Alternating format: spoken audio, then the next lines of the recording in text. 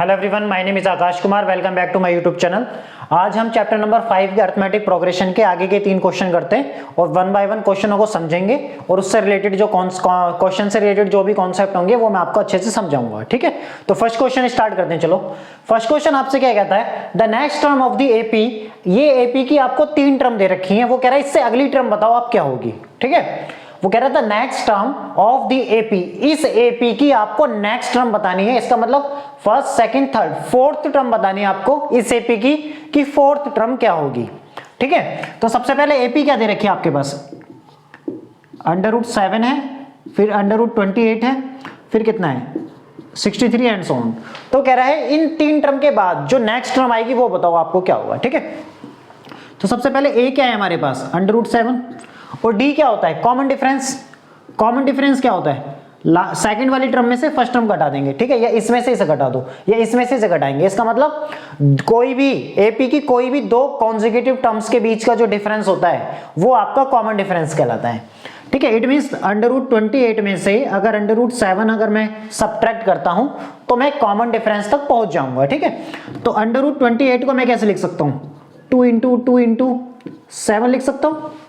ठीक है, और √7, अब यहां से अगर 2 कॉमन आएगा बाहर, 2 √7 माइनस में √7, जिसके आगे कुछ नहीं होता उसके आगे 1 होता है मल्टीपल में। ठीक है, तो 2 में से 1 घटाना है तो मुझे कितना बचेगा, 1 टाइम्स √7, इट मींस √7 हो जाएगा आपका। ठीक है, तो डी की वैल्यू तो आपके √7 आ गई और कॉमन डिफरेंस भी गया आपका √7 है। तो आपसे कह रहा है कि नेक्स्ट टर्म बताओ इस एपी की नेक्स्ट टर्म क्या होगी। इसका मतलब first, second, third, fourth term बतानी है मुझे। तो A4 क्या हो जाएगा, A4 equals to A + 3D। मैंने पीछे की क्लास में बताया था आपको, प्रीवियस क्लास में, कि जितना यहां पर लिखा होता है डी के साथ उतना 1 कम कर देते हैं। ठीक है, तो डी के A की वैल्यू कितनी है, √7 और 3 टाइम्स √7, इट मींस √7 हो जाए। ये कितना हो जाएगा, अगर मैं इसको ऐड करता हूं दोनों को तो कितना हो जाएगा, 4 √7, क्योंकि 3 और 1 1, जिसके आगे कुछ नहीं उसके आगे 1, तो 3 और 1 कितना हो जाएगा, 4 √7 हो जाएगा। इट मींस अब इसको कैसे लिख सकता हूं, 7 है। अब ये 4 बाहर आया है अंडर के, अगर अंडर के बाहर 4 लिखा हुआ है, इट मींस अंडर के अंदर 2 1 जैसे क्या होंगे, 4 होंगे, जिसमें से 1 बाहर निकल गया होगा। इसका मतलब मैं इसको लिख सकता हूं 4 × 4 अंदर। अगर इस 4 को मुझे अंडर के अंदर लिखना है तो मैं इस तरीके से लिख सकता हूं ना।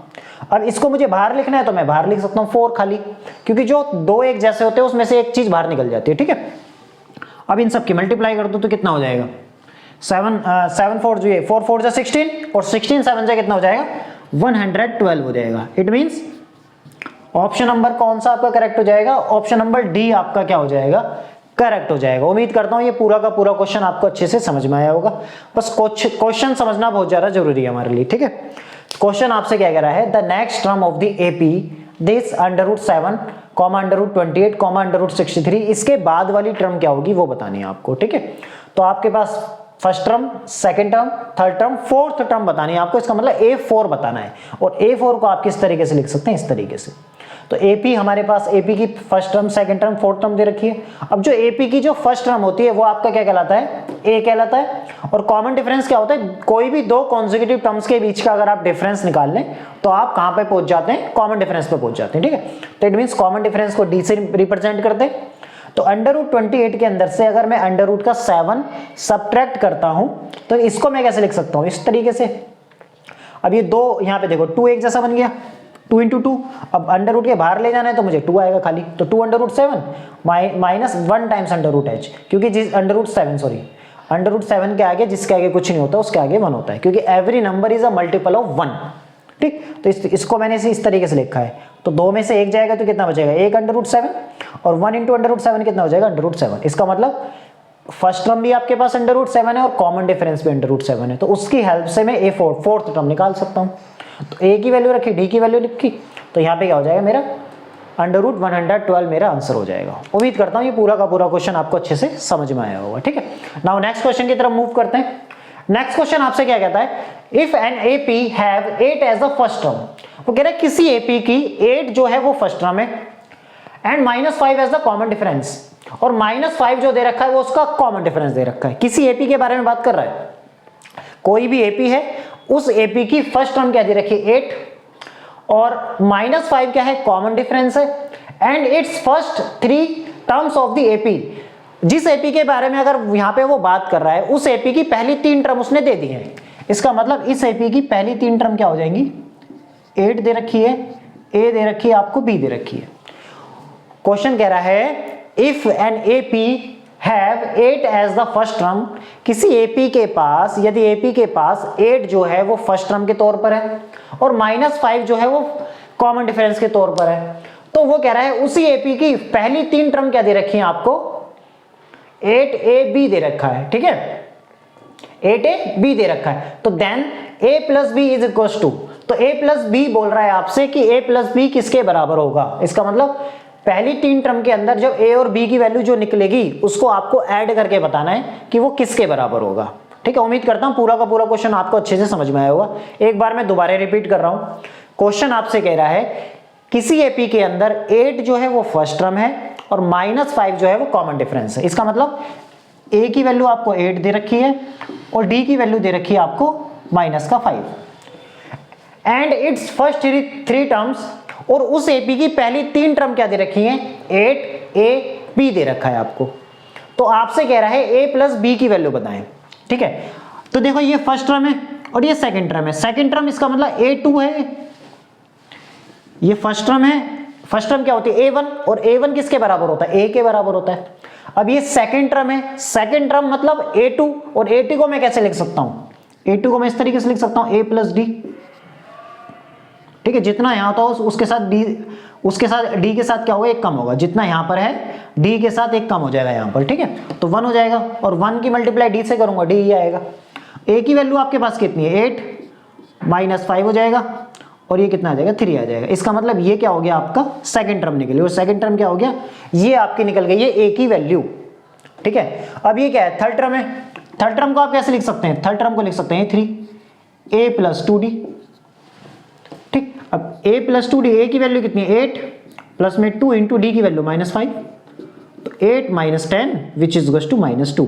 अब ये -2 क्या निकला है आपका, b की वैल्यू निकली है। इसका मतलब a की वैल्यू आपके पास 3 हो गई और b की वैल्यू क्या होगी, -2। तो वो कह रहा है a प्लस बी बताएं आप किसके बराबर होगा। तो a प्लस बी को आप ऐड कर दो, a प्लस बी, a की वैल्यू कितनी है 3 प्लस, और b की वैल्यू कितनी है -2, और प्लस माइनस क्या होता है माइनस, तो 3 - 2 विच इज इक्वल्स टू 1। इसका मतलब a प्लस बी की वैल्यू आपकी क्या हो गई, 1 हो गई। तो कौन सा ऑप्शन है, ऑप्शन नंबर सी हमारा क्या हो जाएगा, करेक्ट हो जाएगा। उम्मीद करता हूं पूरा का पूरा क्वेश्चन आपको अच्छे से समझ में आया होगा। एक बार मैं दोबारा रिपीट कर रहा हूं। क्वेश्चन आपसे कह रहा है 8 जो है वो किसी एपी की पहली टर्म है और -5 जो है वो कॉमन डिफरेंस है, और उस एपी की पहली 3 टर्म दे रखी है आपको 8ab। तो आपसे पूछ रहा है a प्लस बी की वैल्यू बताएं क्या होगी, ठीक। तो किसी एपी की पहली 3 टर्म क्या है, 8ab दे रखा है, और आपको पहली टर्म दे रखी है और कॉमन डिफरेंस दे रखा है। पहली टर्म इसका मतलब a की वैल्यू है, ठीक है, और कॉमन डिफरेंस d दे रखा है। तो a जो है वो सेकंड टर्म पर बैठा हुआ है। तो सेकंड टर्म अगर एपी की एक जनरल फॉर्म से कंपेयर करें तो वो क्या होती है, a प्लस डी होती है।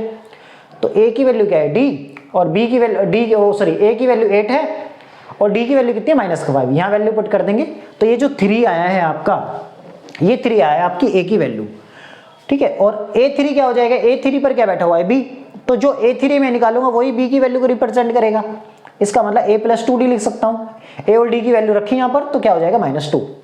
अब आपसे पूछ रहा है a और b जोड़कर बताएं कितना होगा, a प्लस b का एडिशन बताना है हमें। तो a की वैल्यू 3 है प्लस, और b की वैल्यू क्या है, -2।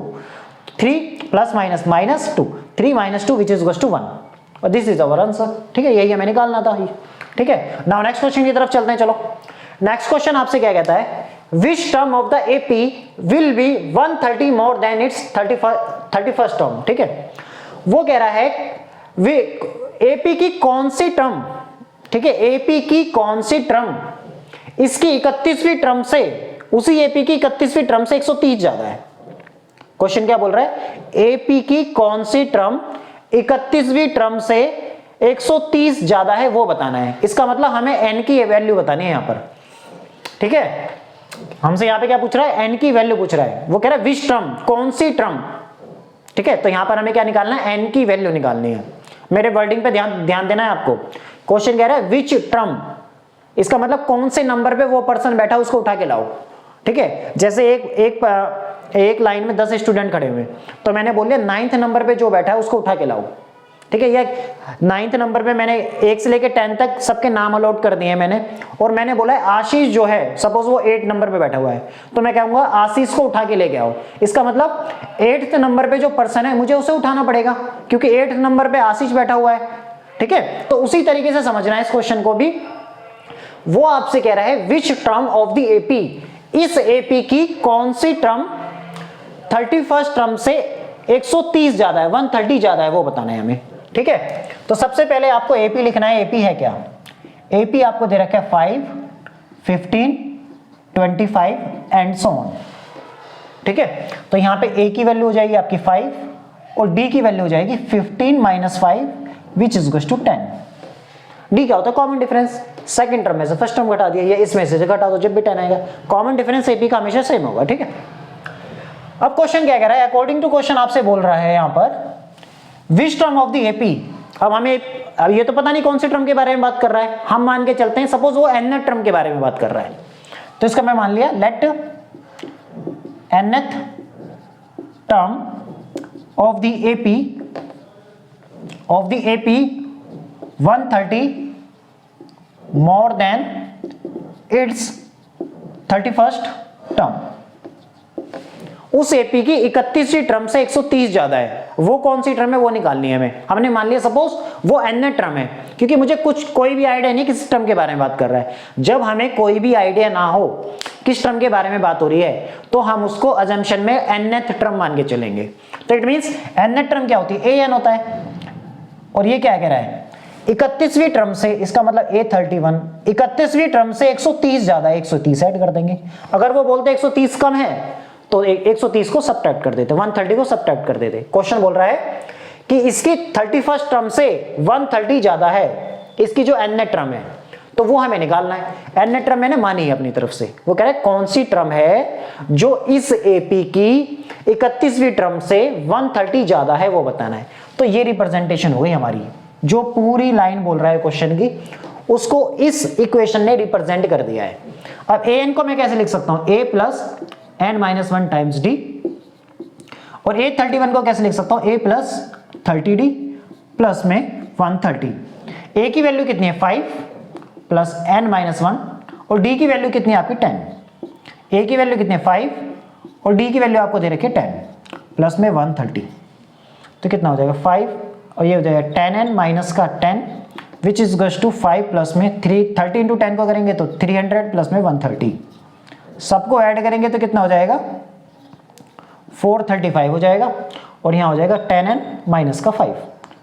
10n is goes to 435 plus में 5, तो 10n इज गस टू कितना हो जाएगा?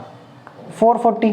0 से 0 कैंसिल आउट करेंगे, इसका मतलब 44 हमारा क्या हो जाएगा? आंसर हो जाएगा। कितना हो जाएगा? 44। ठीक है, ये कैलकुलेशन है, ये कैलकुलेशन आपको अच्छे से खुद समझनी है, क्योंकि अपने हाथ से कैलकुलेशन करोगे तो अपने आप जो कैलकुलेशन होती है उसको वो हमेशा याद रहती है, दूसरे की कैलकुलेशन कभी याद नहीं रहती। ठीक है, तो इसलिए यहाँ इसके बाद जो मैंने कैलकुलेशन करनी है वो अपने हिसाब से करें आप। ठीक है, तो मैंने क्या करा है? एन की ए की वैल्यू रख दी और डी की वैल्यू रख दी। फिर क्या करा है मैंने? बोर्ड मास के अकॉर्डिंग सोल्व करा है, 10 को अंदर मल्टीप्लाई कर दिया है। ठीक है, फिर क्या हो जाएगा? 10n माइनस 5 हो जाएगा, और यहाँ पर 30 इंटू 10 पहले मल्टीप्लिकेशन होगी दोनों की, फिर इन सबको ऐड किया तो 435 आया। ठीक है, अब माइनस 5 को उधर ले जाओगे तो प्लस हो जाएगा, 440 हो जाएगा। 0 से 0 कट करेंगे तो n की वैल्यू हो जाएगी 44। It means option number B हमारा क्या हो जाएगा? करेक्ट हो जाएगा, क्योंकि क्वेश्चन में क्या बोला था उसने? कौन सी टर्म होगी जो इसकी 31st टर्म से 130 ज्यादा है। इसका मतलब वो टर्म क्या हो जाएगी? 44th टर्म के बारे में बात कर रहा है। इस मतलब इस एपी की 44वीं टर्म 31वीं टर्म से 130 ज्यादा है। ठीक है, इसका मतलब इस एपी की 44th जो टर्म है वो 31st टर्म से 130 ज्यादा है। ठीक है, इस क्वेश्चन में हमें ये पूछा था, हम रिजल्ट हमारा निकाल चुके हैं, तो इसका मतलब ऑप्शन नंबर बी हमारा क्या हो जाएगा? करेक्ट हो जाएगा। उम्मीद करता हूं ये तीनों के तीनों क्वेश्चन आपको अच्छे से समझ में आए होंगे। वीडियो अच्छा लगे तो लाइक करें और चैनल को ज्यादा से ज्यादा सब्सक्राइब करें। ठीक है, और वीडियो को शेयर भी करें। बाकी नेक्स्ट क्लास में मिलते हैं आगे के क्वेश्चनों के साथ। जब तक ध्यान रखें, थैंक यू।